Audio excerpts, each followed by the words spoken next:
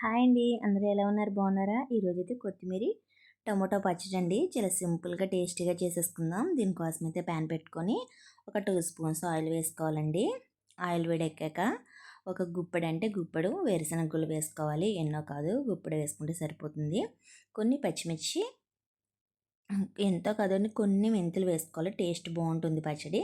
కొన్ని ఎండుమిరపకాయలు, కొంచెం కరివేపాకు వేసుకొని బాగా వేయించేసుకొని ఒక బౌల్లోకి తీసేసుకోవాలి. అదే ప్యాన్లో ముందుగా కట్ చేసి పెట్టుకున్న కొత్తిమీరని కూడా వేసేసుకొని బాగా వేయించేసుకోవాలండి. బాగా వేగాక ఈ కొత్తిమీర కూడా ఒక బౌల్లోకి తీసేసుకొని పక్కన పెట్టేసుకుందాం.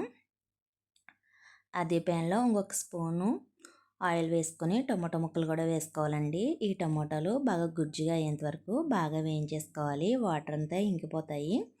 ఈ మెత్తగా అయిపోయాక ఇవి కూడా పక్కన పెట్టేసుకొని ఇది మిక్సీ పట్టేసుకుందామండి. ఇందులో కొంచెం ఉప్పు, వెల్లుల్లిపాయలు వేసుకుంటే పచ్చి వెల్లుల్లిపాయలు బాగుంటుంది.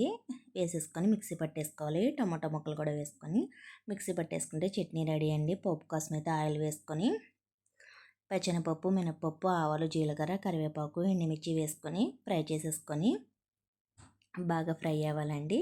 బాగా ఫ్రై అయిపోయాక మనం ముందుగా చేసుకున్న పచ్చట్లో వేసేసుకుంటే కొత్తిమీర టమాటో పచ్చడి చాలా బాగుంటుందండి. ఇది రైస్లోకి బాగుంటుంది, ఇడ్లీ దోశలోకి కూడా చాలా టేస్టీగా ఉంటుంది. చాలా సింపుల్గా చేసుకోవచ్చు. ఈ వీడియో నచ్చితే లైక్ చేయండి. Bye friends.